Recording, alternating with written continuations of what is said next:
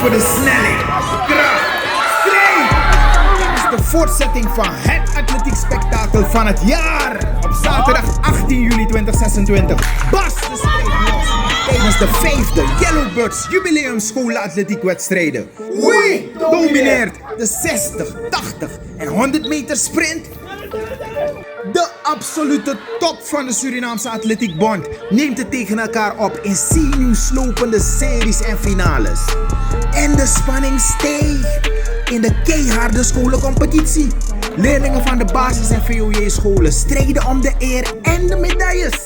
Met knallende deelnames van onder andere de Sint-Pascalus School, de Sint-Bernadette School, de Sint-Clemens School, de Vrije School en de School voor Jong Talent Suriname. Mis het niet! Zaterdag 18 juli in het Orlando Renfrew Sportcentrum aan de Johan Bodegravenlaan tegenover de apotheek van het Diakonale Ziekenhuis. De actie start stipt om 8:30 's morgens. Prijsuitreiking om 10:30 en 11:30 's morgens. De toegang nog steeds helemaal gratis. Kom je favorieten aanmoedigen. Yellowbirds, where speed meets ambition.